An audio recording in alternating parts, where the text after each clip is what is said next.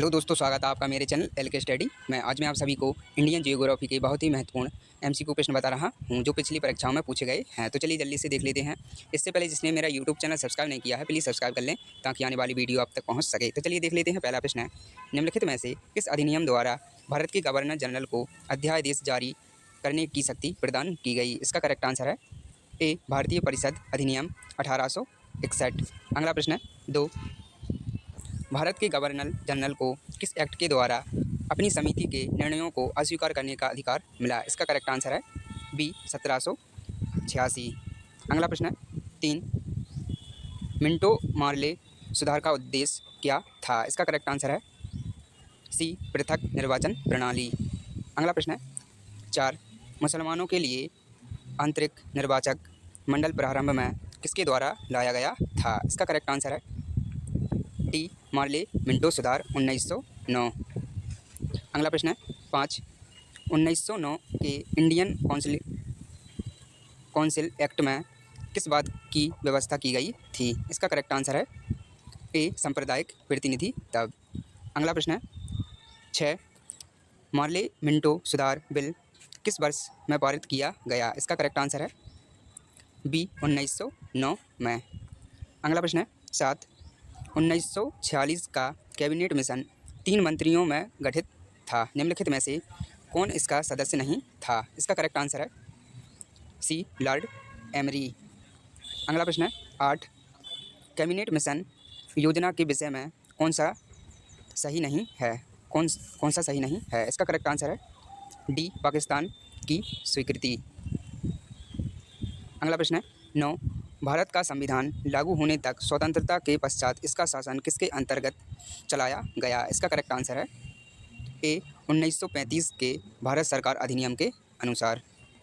अगला प्रश्न है 10, भारतीय को वर्ष 1947 में सार्वभौम सत्ता सौंपने की योजना निम्न में से किस नाम से जानी गई? इसका करेक्ट आंसर है बी, माउंटबेटन योजना। ये वेरी मोस्ट IMP प्रश्न है, इनको जल्दी से वीडियो देखकर याद कर लें और जिसने भी अभी तक मेरे यूट्यूब चैनल को सब्सक्राइब नहीं किया है प्लीज़ सब्सक्राइब कर लें।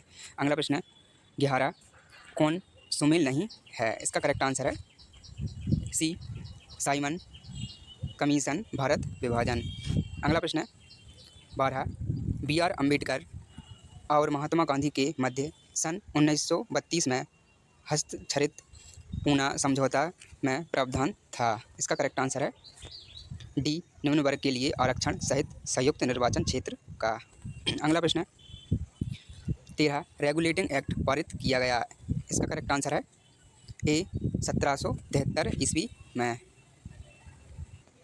अगला प्रश्न है 14, महारानी विक्टोरिया को भारत की समग्गी नियुक्त किया गया। इसका करेक्ट आंसर है बी, 1858 ईस्वी में। अगला प्रश्न है 15, मेंटेग्यू चेम्सफोर्ड सुधार में प्रावधानों का सार था। इसका करेक्ट आंसर है सी, प्रांतों में दोहरा शासन। अगला प्रश्न है 16, अखिल भारतीय महासंघ स्थापित करने का प्रावधान शामिल किया गया था। इसका करेक्ट आंसर है डी, भारत सरकार अधिनियम 1935 में। अगला प्रश्न है 17, निम्न में से किस अधिनियम ने केंद्र द्वारा द्वैध शासन प्रणाली को स्थापित किया? इसका करेक्ट आंसर है ए, भारत सरकार अधिनियम भारत शासन अधिनियम 1935। अगला प्रश्न है 18, किस अधिनियम की प्रमुख विशेषता प्रांतीय स्वायत्तता थी? इसका करेक्ट आंसर है बी, 1935। अगला प्रश्न है 19, संघीय प्रणाली का पहला प्रयास भारत सरकार अधिनियम खालिस्तान द्वारा किया गया था। इसका करेक्ट आंसर है सी, 1935 में। अगला प्रश्न है 20, भारत में सचिव का पद किसके द्वारा निर्मित किया गया था? इसका करेक्ट आंसर है डी, भारत सरकार अधिनियम 1858 में। ये वेरी मोस्ट IMP प्रश्न है, इनको जल्दी से वीडियो देखकर याद कर लें। अगला प्रश्न है कैबिनेट मिशन योजना के अनुसार संविधान सभा में कुल कितने सदस्य होने थे? इसका करेक्ट आंसर है ए, 389। अगला प्रश्न है सन 1936 में भारतीय राष्ट्रीय कांग्रेस द्वारा संविधान सभा के गठन की मांग कहाँ पर हुए अधिवेशन में रखी गई? इसका करेक्ट आंसर है बी, फैजपुर।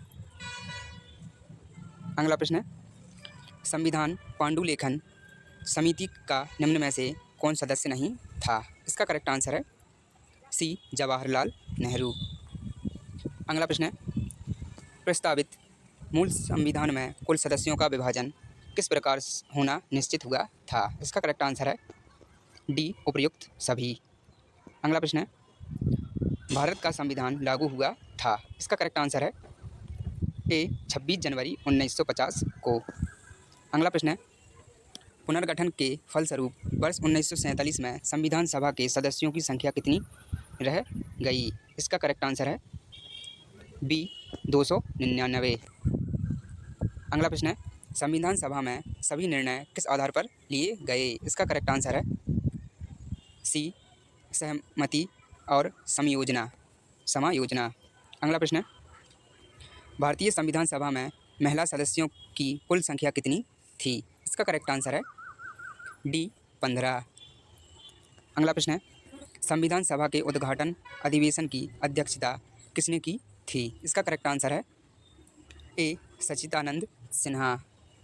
अगला प्रश्न है, संविधान सभा के अस्थायी अध्यक्ष कौन थे? इसका करेक्ट आंसर है बी, सच्चिदानंद सिन्हा। अगला प्रश्न है, संविधान सभा के स्थायी अध्यक्ष कौन थे? इसका करेक्ट आंसर है सी, डॉक्टर राजेंद्र प्रसाद। अगला प्रश्न है, 11 दिसंबर 1946 को किस अधिवेशन 11 दिसंबर 1946 को किसे संविधान सभा का स्थायी अध्यक्ष चुना गया था? इसका करेक्ट आंसर है डी, डॉक्टर राजेंद्र प्रसाद। अगला प्रश्न है, संविधान सभा द्वारा अंतिम रूप से पारित संविधान में कुल कितने अनुच्छेद और अनुसूचियाँ थीं? इसका करेक्ट आंसर है ए, 395 अनुच्छेद, 8 अनुसूचियाँ, वर्तमान में 12 हैं। तो चलिए देख लेते हैं। अगला प्रश्न है, संविधान सभा के कितने उपस्थित सदस्यों ने संविधान सभा पर हस्ताक्षर किया? इसका करेक्ट आंसर है बी, 284। अगला प्रश्न है, संपूर्ण भारतीय संविधान के निर्माण में संविधान सभा को कितना समय लगा? संविधान सभा को कितना समय लगा? इसका करेक्ट आंसर है सी, 2 वर्ष 11 माह 18 दिन। इस संविधान को बनाने में समय लगा था। अगला प्रश्न है, भारतीय संविधान सभा के प्रथम दिन के अधिवेशन की अध्यक्षता किसने की थी? इसका करेक्ट आंसर है डी, सच्चिदानंद सिन्हा। अगला प्रश्न है, भारत के संविधान का निर्माता किसे माना जाता है? इसका करेक्ट आंसर है ए, BR अम्बेडकर। अगला प्रश्न है, पुनर्गठित संविधान सभा में विभिन्न प्रांतों के लिए कितने प्रतिनिधि थे? इसका करेक्ट आंसर है बी, 2229। अगला प्रश्न है, संविधान सभा में किस प्रांत का प्रतिनिधित्व सबसे अधिक था? इसका करेक्ट आंसर है सी, संयुक्त प्रांत। अगला प्रश्न है, संविधान सभा में किस देशी रियासत के प्रतिनिधि ने भाग नहीं लिया था? इसका करेक्ट आंसर है D, Hyderabad. Very very most IMP प्रश्न है, इनको वीडियो देखकर जल्दी से याद कर लें। अगला प्रश्न है, संविधान सभा के सदस्यों को निम्न में से किसने प्रत्यक्ष रूप से निर्वाचित किया? इसका करेक्ट आंसर है ए, प्रांतों की विधान सभा। अगला प्रश्न है, संविधान सभा पुनर्गठित में देशी रियासतों के लिए कितने प्रतिनिधि थे? इसका करेक्ट आंसर है बी, 70। अगला प्रश्न है, मुस्लिम लीग ने किस कारण संविधान सभा का बहिष्कार किया? इसका करेक्ट आंसर है सी, मुस्लिम लीग मुस्लिमों के लिए एक अलग संविधान सभा चाहता था। अगला प्रश्न है, संविधान सभा का चुनाव निम्न में से किस आधार पर हुआ? इसका करेक्ट आंसर है डी, वर्गीय मताधिकार। अगला प्रश्न है, संविधान सभा में सभी निर्णय किस आधार पर लिए गए? इसका करेक्ट आंसर है ए, सहमति और समायोजना।